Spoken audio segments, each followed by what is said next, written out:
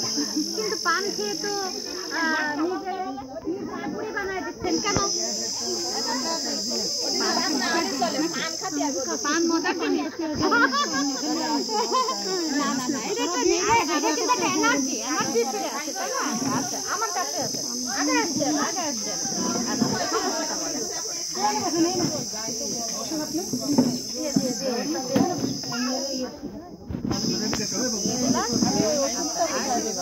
জন্মে হয় মানে ব্লাড নেওয়াতে হয় কয়দিন থাকে? এক সপ্তাহ। এই তো এই নিয়ে বসে রয়েছেন, হ্যাঁ কেন? আচ্ছা এই হচ্ছে যে দেখছেন কেন এত এত এত কেন এত অস্থির কেন এত অস্থির কেন?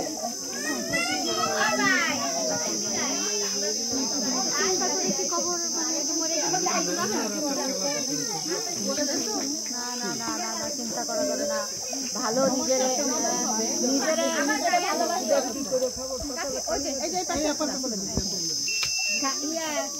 যখন আপনি নিজের যত্ন নেবেন তখন সবার যত্ন নেবে।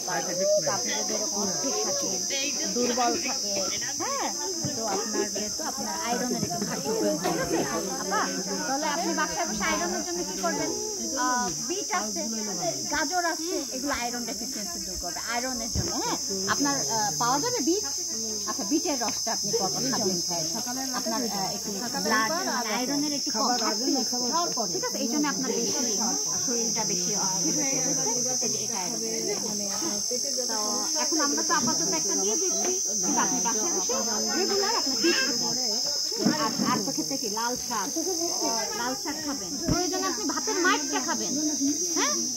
আর যেহেতু ব্লাড একটু বেশি যাচ্ছে, এটার জন্য আমি বলবো আপনি একটু হাসপাতালে একটু চেক করেন। তো কেন আমরা সাধারণত বলি ওরা গেলে আপনাকে একটা আল্ট্রাসাউন্ড দিতে পারে বা টেস্ট দিতে পারে যে আমরা সিস্ট আছে কিনা বা হরমোনের ইমব্যালেন্স আছে কিনা। হ্যাঁ, এটা তাহলে আপনি আপনার মেন্টালি আপনি হ্যাপি হয়ে যাবেন, ঠিক আছে, কোনো সমস্যা নেই।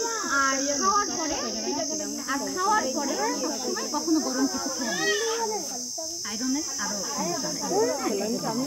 এটা আয়রন ডেফিসিয়েন্সি, ঠিক আছে আপনাকে